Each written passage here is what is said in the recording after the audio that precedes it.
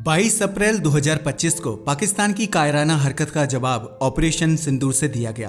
Operation सिंदूर ने भारतीय सेना की पावर को दुनिया के सामने रखा, मगर फिर अचानक से सामने आया सीज फायर का फैसला, जिसमें डोनाल्ड ट्रंप ने हस्तक्षेप किया था।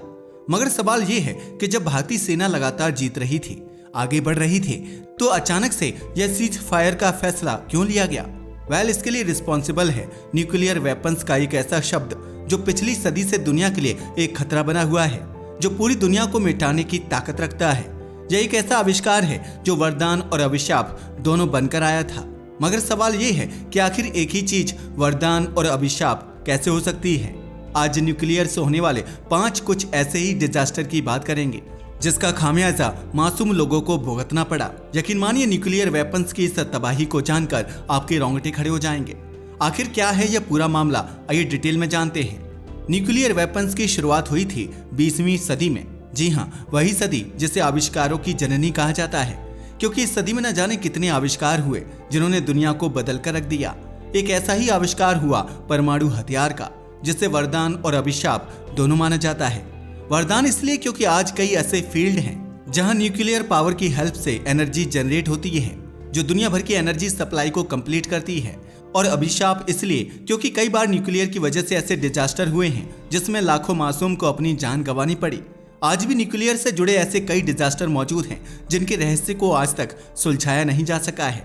आज हम ऐसे ही 5 न्यूक्लियर मिस्टेक की बात करेंगे, जिनके बारे में जानकर आप सोचने पर मजबूर हो जाएंगे कि क्या वास्तव में विज्ञान वरदान है या सबसे बड़ा अभिशाप जो दुनिया को तबाही के किनारे पर लाकर खड़ा कर देगा। सबसे पहले बात करते हैं मिस्टीरियस स्नोफॉल की, जो हुआ था जुलाई 1945 में। साल 1945 में अमेरिका के एक शहर में एक बेहद अजीब घटना देखने को मिली। यह न्यू मैक्सिको शहर की घटना है। जुलाई में गर्मी का मौसम रहता है, लेकिन 16 जुलाई को गर्मी के मौसम में अचानक से बर्फबारी शुरू हो गई।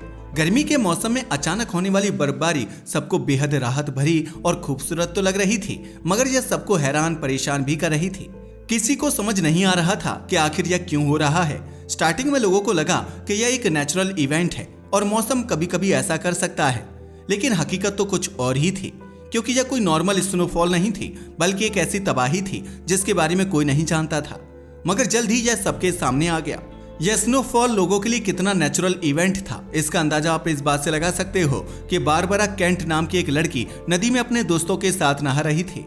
उस वक्त वह केवल 13 साल की थी, लेकिन जब वह नहा रही थी तो अचानक से आसमान में बदलाव आने लगे। कोई कुछ समझ पाता उससे पहले ही स्नोफॉल स्टार्ट हो गया। उन्हें यह घटना बेहद अजीब लगी, मगर वे उसे एंजॉय करने लगे। लड़कियां स्नोफॉल में इतना खो गईं कि उन्हें समझ नहीं आया कि वे एक तबाही के करीब हैं। लड़कियों ने स्नोफॉल से खेलना शुरू कर दिया। उनमें से कुछ ने तो उसे खाकर भी देखा, मगर हैरानी की बात यह थी कि यह स्नोफॉल ठंडी नहीं बल्कि गर्म थी।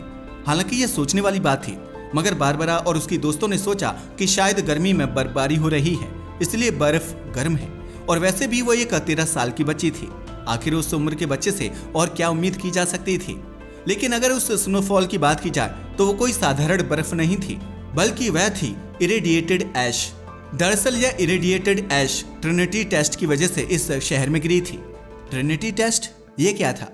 दरअसल न्यू मैक्सिको शहर से 40 किलोमीटर की दूरी पर एक न्यूक्लियर बम ट्रायल किया जा रहा था। इसे मैनहट्टन प्रोजेक्ट के अंडर किया गया था। मैनहट्टन प्रोजेक्ट ही वह प्रोजेक्ट था जिसकी वजह से न्यूक्लियर दुनिया के सामने आया। यह ट्रायल सुबह 5:30 बजे किया गया था और इसी ट्रायल की वजह से आसमान से ऐश गिरी, जिसे लोगों ने बर्फ समझ लिया था, जो कि वास्तव में एक रेडियो एक्टिव ऐश थी। उसे बॉडी पर लगाने की वजह से बहुत सारे लोगों को कैंसर जैसी भयंकर बीमारी से गुजरना पड़ा। इतना ही नहीं, आप जानकर हैरान रह जाएंगे कि उस वक्त पूरे अमेरिका में केवल बारबरा ही ऐसी लड़की थी जो ऐश को अपनी बॉडी पर लगाने के बावजूद 40 साल तक जिंदा रही। बाकी तो बहुत पहले ही कैंसर और बाकी घातक बीमारियों से मर गए थे। और अगर मैनहट्टन प्रोजेक्ट की बात की जाए तो यह एक सीक्रेट प्रोजेक्ट था। न्यू मैक्सिको के लोगों को इसके बारे में कोई जानकारी तक नहीं थी, जबकि सरकार जानती थी कि यह कितना खतरनाक है।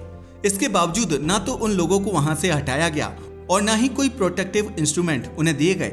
जब सरकार से इस बारे में बात की गई तो सरकार का कहना है कि वे ऑफिशियली इस प्रोजेक्ट को सीक्रेट रखना चाहते थे, क्योंकि अगर लोगों को पता चलता तो वे पैनिक हो जाते। साथ ही उनके दुश्मनों को भी इसके बारे में पता चल जाता और वे इसे रोकने की पूरी कोशिश करते।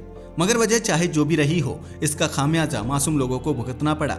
हालांकि बाद में लोगों ने सरकार से मुआवजे और माफी की मांग की, लेकिन सरकार ने कभी अपनी गलती मानी ही नहीं, जिसकी वजह से यह घटना आज भी न्यू मैक्सिको के लोगों के लिए एक ऐसा घाव बनी हुई है जो कभी भर नहीं सकता। चलिए अब बढ़ते हैं आगे और बात करते हैं एक खोए हुए परमाणु बम की। परमाणु बम एक ऐसा हथियार जिसकी सिर्फ कल्पना भी रोंगटे खड़े कर देती है। लेकिन क्या आप जानते हैं दुनिया के इतिहास में कई बार परमाणु बम गुम हो चुके हैं? क्या? जी हाँ, आपने सही सुना। और ऐसी घटनाओं को कहा जाता है ब्रोकन एरोज, यानी टूटी हुई तीर।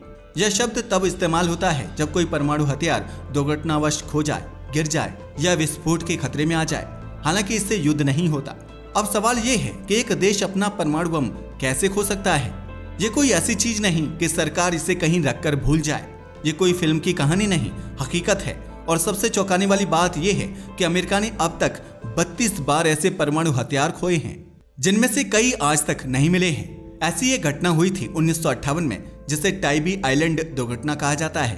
एक्चुअल में एक लड़ाकू विमान ने गलती से एक 7600 पाउंड का परमाणु बम जॉर्जिया के तट के पास समुद्र में गिरा दिया था। सरकार ने खोजबीन की, लेकिन बम कभी नहीं मिला। ऐसा माना जाता है कि आज भी वो बम समुद्र की गहराई में कहीं छिपा हुआ है। एक ऐसी ही घटना 1966 में हुई थी, जिसे पालोमारिस दुर्घटना कहा जाता है। ये स्पेन में हुई थी। एक्चुअल में उस दिन एक अमेरिकी B-52 बॉम्बर और ईंधन भरने वाला टैंकर टकरा गए, जिससे 4 परमाणु बम नीचे गिरे। 3 तो जमीन पर मिले, लेकिन एक बम समुद्र में डूब गया। उसकी तलाश में अमेरिका ने महीनों तक समुद्र में खोज अभियान चलाया। कई गोताखोरों की जान भी खतरे में पड़ी, बट वो कभी नहीं मिल पाया।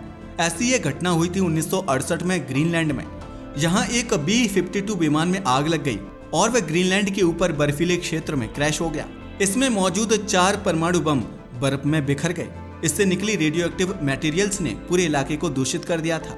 जरा सोचिए, अगर ये बम आज किसी टेररिस्ट के हाथ लग जाएं या गलती से फट जाएं तो क्या होगा? यकीन मानिए, परमाणु हथियारों को खो देना कोई छोटी बात नहीं है, क्योंकि ये केवल एक टेक्निकल मिस्टेक नहीं बल्कि पूरी मानवता के लिए खतरा है। इन घटनाओं ने दुनिया को एक गंभीर सच्चाई दिखाई। परमाणु हथियार सिर्फ बनाना मुश्किल नहीं है, उन्हें संभालना उससे भी ज्यादा जिम्मेदारी का काम है। आज भी दुनिया की कई सरकारें इन बमों के अस्तित्व को क्लासिफाइड यानी गुप्त बनाए रखती हैं। कई बार जनता को सच बताया ही नहीं जाता। लेकिन ये सवाल उठता है, क्या इंसान को इतनी विनाशकारी शक्ति अपने हाथों में रखनी चाहिए, या फिर ये खोए हुए बम हमें बार बार ये याद दिला रहे हैं कि अगर हमने जल्द ही नहीं सीखा तो अगली गलती शायद माफ नहीं की जाएगी। फुकुशिमा की वो घटना जब प्रकृति ने परमाणु ताकत को हिला दिया था। दरअसल ये बात है 2011 की, जब जापान की धरती पर कुछ ऐसा हुआ जिसने पूरी दुनिया को यह सोचने पर मजबूर कर दिया कि क्या हम वाकई परमाणु ऊर्जा को संभाल सकते हैं। एक्चुअल में 11 मार्च 2011 को जापान के उत्तर पूर्वी तट पर 9.0 तीव्रता का भूकंप आया। यह जापान के इतिहास का सबसे शक्तिशाली भूकंप था।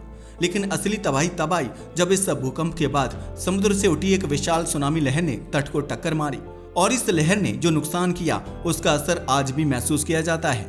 दरअसल इस घटना से फुकुशिमा डाइची न्यूक्लियर प्लांट इस सुनामी की चपेट में आ गया, जिससे बिजली चली गई, कूलिंग सिस्टम फेल हो गया और 3 रिएक्टरों में मेल्ट डाउन हो गया, यानी उनके अंदर मौजूद यूरेनियम बहुत ज्यादा गर्म हो गया और कंट्रोल से बाहर चला गया। इससे रेडियो एक्टिव सब्सटेंसेस हवा और पानी में फैलने लगे। लाखों लोगों को अपने घर छोड़ने पड़े।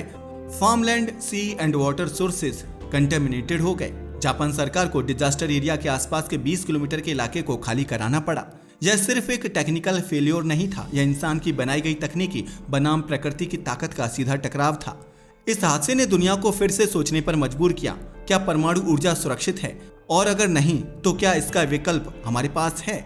फुकुशिमा की यह कहानी आज भी हमें याद दिलाती है कि यकीनन साइंस पावरफुल है, लेकिन प्रकृति के सामने इसको भी पोलाइट होना पड़ता है। तो ये थी कहानी दुनिया के 5 खतरनाक न्यूक्लियर डिजास्टर की। वैसे आपको इनमें से कौन सा डिजास्टर सबसे खतरनाक लगा, हमें कमेंट करके बताना ना भूलिएगा। साथ ही अगर आपको हमारी वीडियो पसंद आए तो उसे लाइक और हमारे चैनल को सब्सक्राइब करें। धन्यवाद।